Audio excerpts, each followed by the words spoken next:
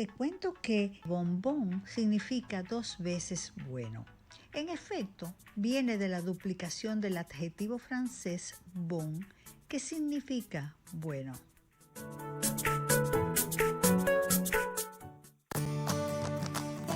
Farmacias Carol presenta.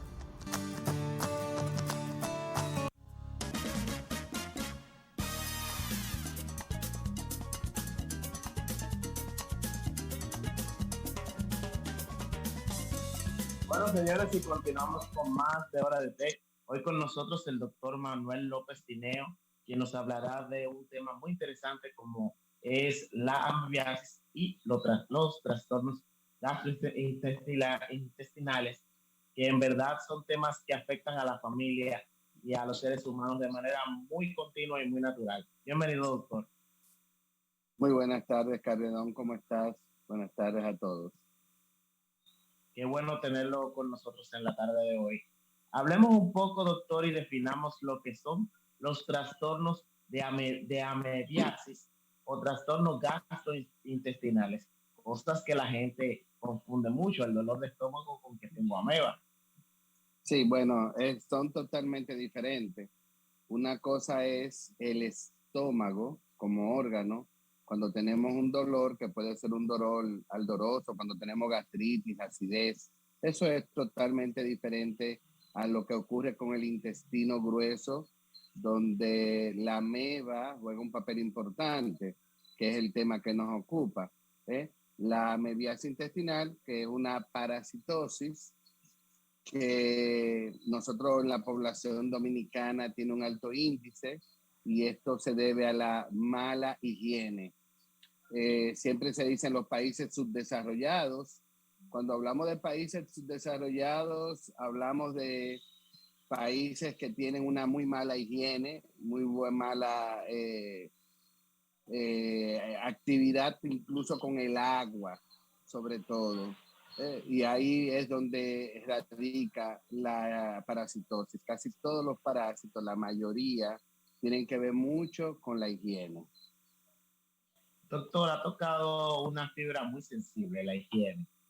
Manejo quizás mala manipulación de alimentos, de las aguas.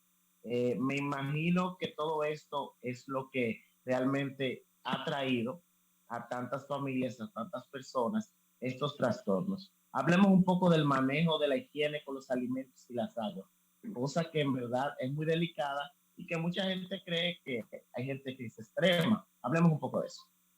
Sí, fíjate, desde que tenemos los vegetales, las frutas, y que las riegan con una agua contaminada, que pasa muchas veces, incluso hasta agua que vienen de los ríos, porque más arriba del río puede haber un desagüe de letrina, un desagüe de un pozo séptico, entonces se riegan muchas veces los vegetales, las frutas, y eso ya quiere decir que ya ese producto está contaminado. Eso es una de las causas.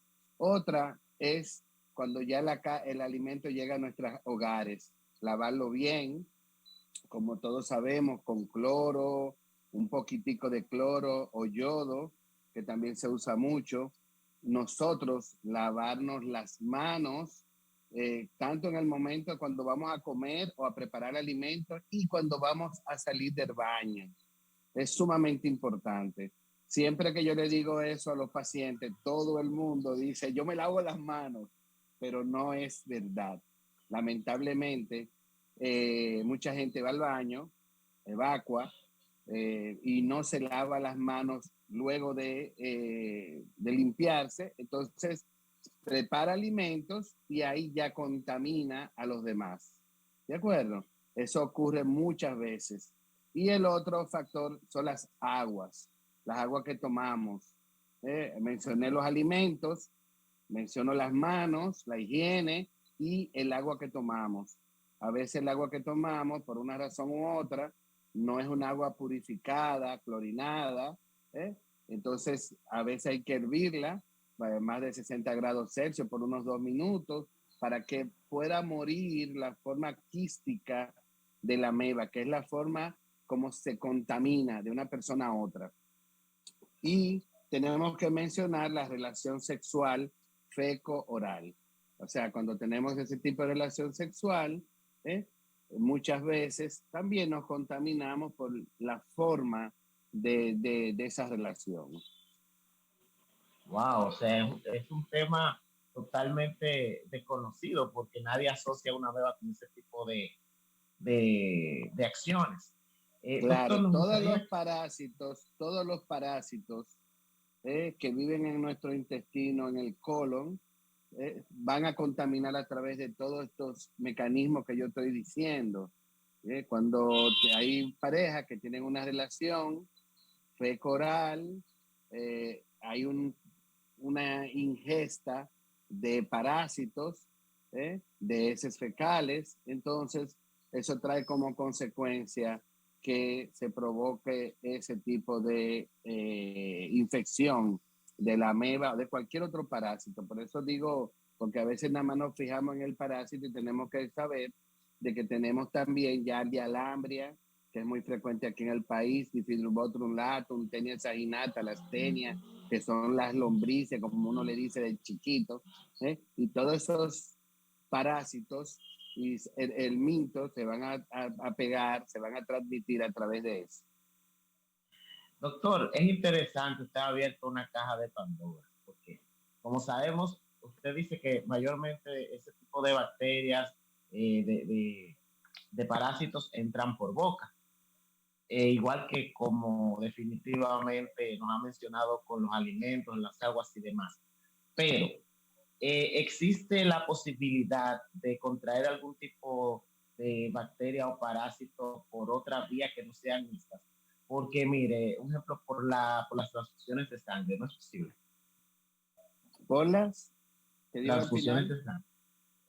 No, por las transfusiones de sangre, más que todo son los virus, como la hepatitis B, la hepatitis C y el mismo HIV. Claro, ya hoy en día se toman medidas para evitar ese tipo de contaminación. En su momento, en los 90, sí se provocó mucho, sobre todo hepatitis C, porque teníamos la hepatitis B, que ya se hacían las pruebas, que uno le decía no A, no B inicialmente, después se supo que era la hepatitis B, pero luego la hepatitis C, que ya la prueba llegó en el 91-92, la hepatitis C, que era terrible, terrible. Entonces, muchas personas que se transfundieron, sobre todo mujeres, para hacer histerectomía, algún tipo de cirugía, que esa persona tenía anemia, la transfundían, entonces tomaba ese virus de la hepatitis C, que dije no A, no B, porque era la C, en ese sentido. Y eso era lo que ocurría, pero realmente los parásitos, las bacterias, por el mismo proceso que pasan la sangre para transfundir a otra persona, pues ahí se elimina muchas de esas cosas. Pero sí los virus, todavía estamos con eso. Doctor, y nos gustaría que ya que estamos hablando de los procesos estomacales que puede sufrir una persona, aparte de la ameba, ¿qué otro tipo de bacterias se pueden contraer? ¿Qué otro tipo de afecciones se pueden contraer por las vías estomacales? No, son muchas, muchas. Incluso tenemos las bacterias que sí la podemos comer, como es la salmonelosis, la shigellosis, la E. coli, que nosotros no la comemos también por contaminación. Ocurre el mismo mecanismo, el mecanismo que siempre mencionamos de la higiene. Tanto la contaminación de los alimentos cuando lo preparamos por no lavarnos las manos, a veces también usamos los utensilios como el cuchillo. Yo no puedo preparar una ensalada y con ese mismo cuchillo corto el pollo. Por eso es que tú ves ahora, de hace tiempo, que los cuchillos vienen de colores. Hay unos cuchillos que vienen que tú lo ves que son verdes, otro amarillo, otro rojo. Y la gente dice, ¡ay, qué lindo! No, es para que tú tengas una diferenciación y que use un cuchillo para las verduras, un cuchillo para cortar los pescados, unos cuchillos para el pollo, ¿entiendes?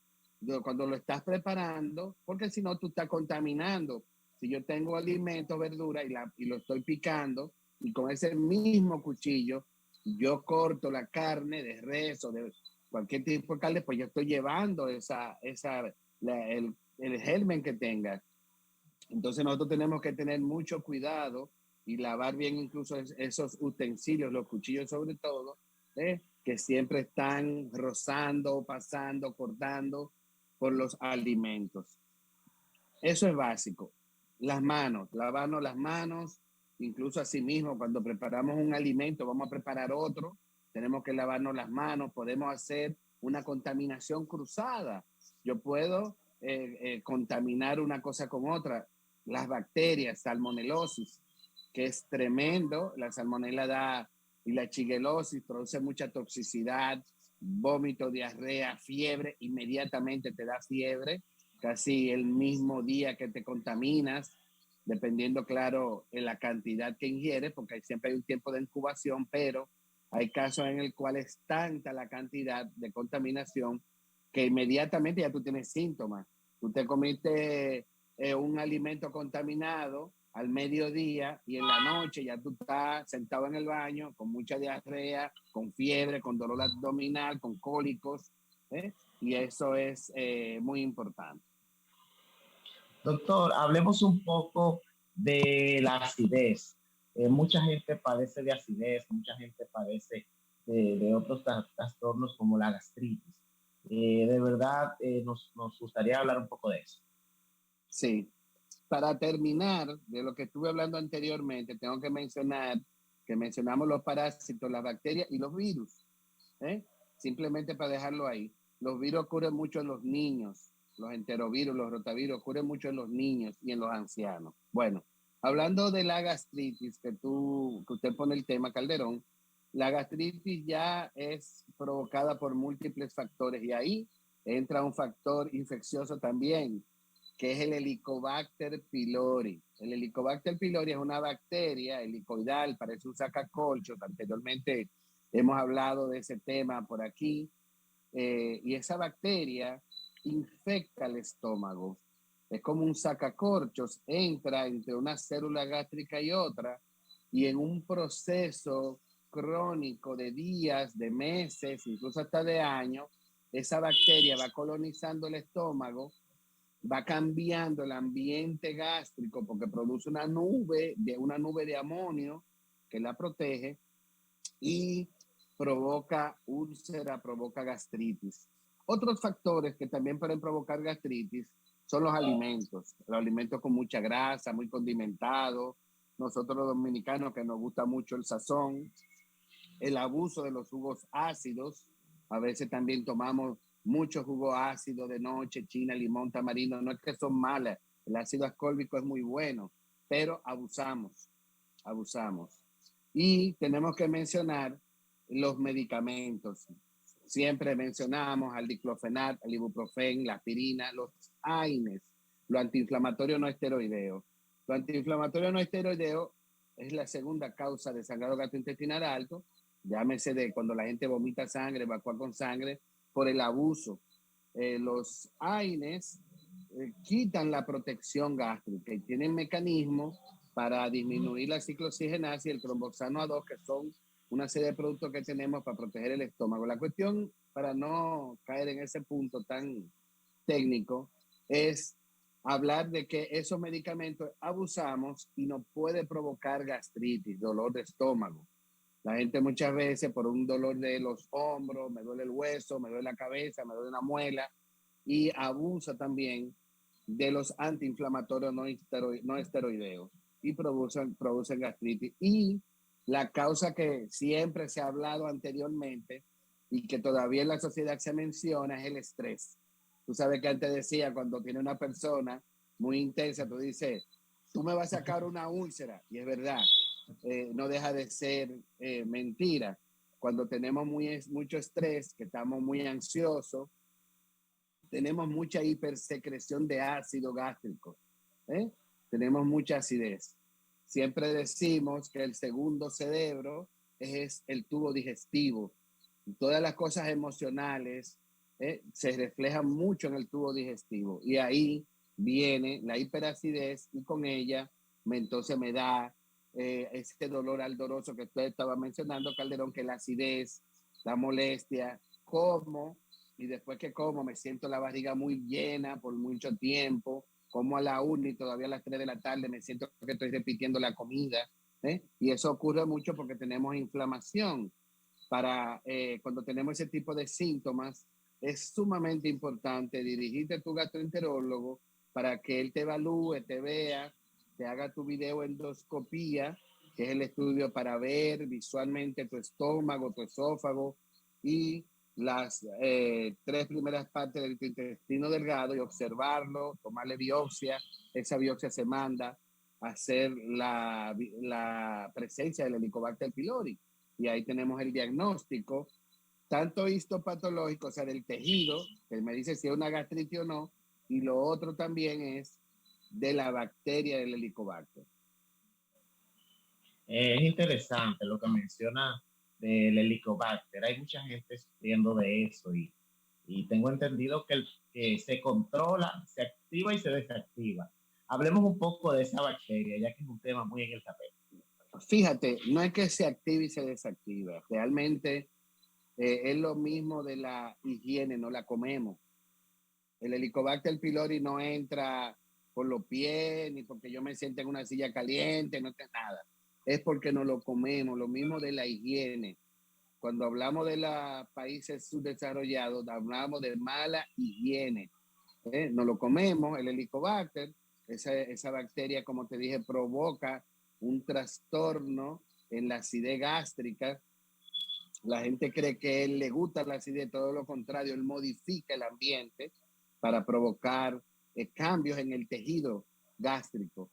Entonces ahí viene la úlcera gástrica, ahí viene la gastritis, los peladitos, las erosiones que le decimos. Y conjuntamente con esto, bueno, tenemos que decir que el Helicobacter pylori fue incluido como un cancerígeno por la Organización Mundial de la Salud. Y esto nosotros siempre estamos detrás del Helicobacter, claro, sin tampoco provocarle al paciente una ansiedad, porque tú tienes Helicobacter, no. Eso se trata, se elimina, hay un tratamiento para eliminarlo, le damos seguimiento al paciente y tratamos de verificar de que se haya eliminado.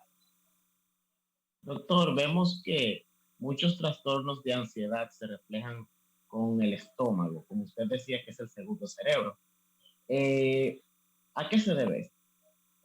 Sí, bueno, lo que ocurre es que nuestro tubo digestivo completo, el estómago, el intestino delgado, el colon, tiene mucha inervación nerviosa. Está muy conectado a ese sistema que tenemos autónomo. Y tú te das cuenta que cuando tú tienes preocupado, que estás preocupado, no quieres comer, te sientes lleno, cuando estás enamorado, como uno dice, siente mariposita en el estómago.